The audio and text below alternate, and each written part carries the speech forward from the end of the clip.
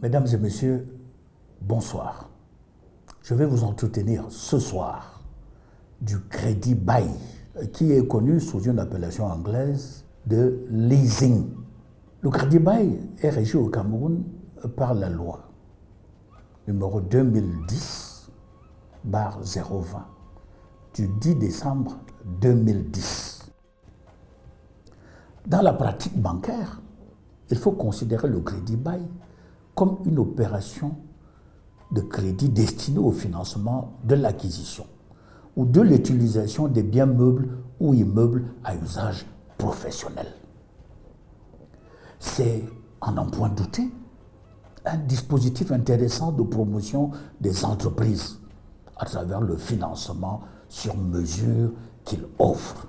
Le mécanisme du crédit bail résulte d'une technique fiable de financement de l'économie et se définit comme une convention dans laquelle le crédit bailleur donne en location, moyennant paiement de loyer au crédit preneur, des biens acquis par le crédit bailleur sous identification du crédit preneur. Cette définition induit la mise en relation de trois principaux acteurs que sont 1. Le crédit bailleur, qui est un établissement de crédit ou de microfinance, ou toute personne morale ayant fait le choix de se spécialiser dans ce domaine d'activité. 2.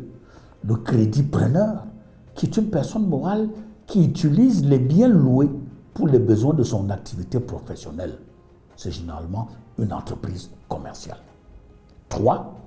Le fournisseur, qui est toute personne physique ou morale, qui met à disposition pour des raisons commerciales un bien choisi et spécifié par le crédit preneur et qui fera l'objet du contrat de crédit bail au terme d'un accord d'achat, de vente ou de construction selon le cahier des charges établi avec le crédit bailleur. L'évocation d'un contrat de construction nous amène à nous intéresser aux biens pouvant faire l'objet d'un contrat de crédit bail ou de leasing. Il s'agit de tout bien meuble entrant dans la production de biens et de services, à savoir des équipements industriels, des véhicules de transport de marchandises, des véhicules de transport de passagers, des matériels de production agricole et d'élevage, des entrepôts de stockage de marchandises et des steel warehouse pour élevage divers. Cette forme de financement porte exclusivement sur l'acquisition de biens à usage professionnel, qu'ils soient meubles ou immeubles. Et dans cette dernière hypothèse, il faut établir que le dit immeuble à acquérir le soit pour un usage professionnel. La spécificité de ce moyen de financement de l'économie réside d'abord dans sa simplicité, en ce que le pourvoyeur de fonds ne vous exige pas les incontournables sûretés que constituent les conventions de prêt avec affectation hypothécaire, les cautions personnelles et solidaires ou d'autres garanties bancaires à constituer sous la forme authentique. Ensuite, dans le droit accordé au crédit preneur d'acquérir à la fin de la convention tout ou partie des biens loués à un prix convenu, en tenant compte au moins pour partie, des versements déjà effectués à titre de loyer. Alors, quels sont les avantages du crédit bail pour le crédit preneur, c'est-à-dire l'entreprise? Premier avantage, le choix des équipements. En effet, lorsque la société de crédit bail accepte le principe de l'opération, elle donne mandat à l'utilisateur du bien à acquérir d'entrer en contact avec le vendeur ou le fabricant en vue de choisir le matériel sollicité ou de concevoir avec le constructeur les conditions de fabrication. Le recours au crédit bail permet à l'entreprise utilisatrice d'obtenir des équipements à la pointe de la technologie sans se ruiner. Maintenant, l'envergure du client, ça c'est le deuxième avantage. Le pourvoyeur de fonds ou le crédit bailleur s'intéresse beaucoup plus à la solidité financière qu'à la solvabilité du crédit preneur, c'est-à-dire à sa capacité à régler les loyers. Cette solidité financière constitue pour les analystes du pourvoyeur de fonds un critère suffisant pour approuver le dossier de financement. L'autre avantage, enfin, c'est l'indifférence sur le bilan de la location du matériel utilisé grâce au crédit bail, puisque le preneur n'en est pas propriétaire. L'opération de crédit bail ne sera pas inscrite au passif du bilan, mais sera plutôt comptabilisée en engagement hors bilan. Il existe enfin, à l'actif du crédit preneur, à la fin du contrat, la levée de l'option d'achat du bien loué. Maintenant, quels sont les avantages de ce dispositif sur le crédit bailleur? Le premier avantage,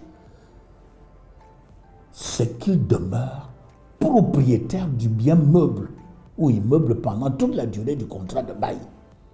Il fait là un placement avantageux qui le dispense de constituer des garanties pour assurer le remboursement de sa créance. Le deuxième avantage est qu'en demeurant juridiquement propriétaire du bien loué, il jouit du privilège d'être payé en priorité par rapport aux autres créanciers, notamment en cas de faillite de l'emprunteur. Et sur le plan fiscal, les amortissements que le bailleur pratique suite à l'achat du bien sont déductibles sous forme de dotation de l'impôt sur les sociétés auquel il est assujetti. Maintenant, quelles sont les limites de ce processus? Les conditions d'éligibilité sont très strictes. Premièrement, il faut être promoteur d'une PMI ou d'une PMI. Exercer dans les secteurs d'activité porteurs, tels que le bois, l'agriculture ou l'élevage, la pêche, les mines, l'industrie, le tourisme, le textile, la confection, le transport, le luxe, etc. Il faut ensuite se soumettre à des taux d'intérêt élevés, c'est-à-dire 10% par exemple, et accepter le versement d'un apport personnel d'environ 15%. Autre inconvénient, dans la pratique, il existe certains abus. Il a été relevé que les bailleurs recourent à des sûretés classiques sans pour autant renoncer à leur droit de propriété sur la chose louée. Autre limite, c'est l'interdiction de constitution de sûreté sur les biens financés par le crédit bail.